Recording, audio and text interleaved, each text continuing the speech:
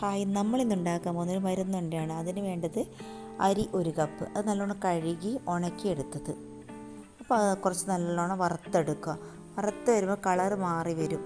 അപ്പോൾ അരി ഇങ്ങനെ പൊട്ടിത്തെറിക്കുന്ന പാകമാകുമ്പോൾ അത് എടുത്ത് മാറ്റാവുന്നതാണ്. അടുത്തത് നമുക്ക് 1/4 കപ്പ് എള്ള്, അത് നല്ലവണ്ണം ഇളക്കി വറുത്തുകൊണ്ടേ ഇരിക്കുമ്പോൾ അത് നല്ലോണം പൊട്ടിത്തെറിക്കുന്ന പാകമാകും. അപ്പോൾ അത് മാറ്റി വെക്കുക. പിന്നെ 1/4 കപ്പ് ഉലുവ, അത് നല്ലോണം വറക്കുക.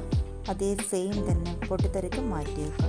പിന്നെ വേണ്ടുന്നത് ജീരകം, അതും നല്ലോണം ഇളക്കി വറുത്ത് മാറ്റുക.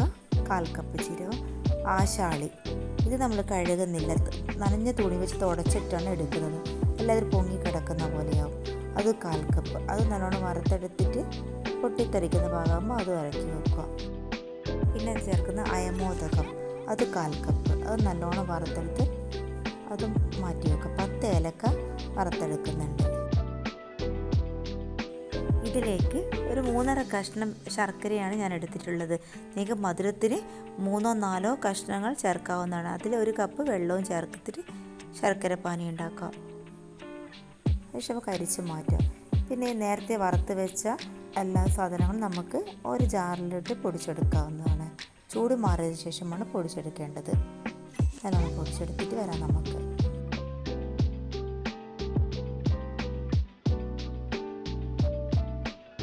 പൊടിച്ച് വെച്ചത് നമുക്ക് ജാറിൽ നിന്ന് മാറ്റി ഒരു പ്ലേറ്റിലേക്ക് മാറ്റി വെക്കാം. പിന്നീട് നേരത്തെ അരിച്ചു മാറ്റി ശർക്കര പാനിയിലേക്ക് 2 കപ്പ് ചെറുകിയ തേങ്ങ ചേർത്ത് കൊടുത്ത് ഒന്ന് വിളയിച്ചെടുക്കുക. അതിലേക്ക് നമുക്ക് 1 ടേബിൾ സ്പൂൺ നെയ്യ് ചേർത്ത് കൊടുക്കാം. പിന്നെ നല്ലോണം ഇളക്കി കൊടുക്കുക. അധികം കുറുകി വറ്റിക്കരുത്. വീണ്ടും നമുക്ക് 1/2 ടേബിൾ സ്പൂൺ കൂടി നെയ്യ് ചേർത്ത് കൊടുക്കുക.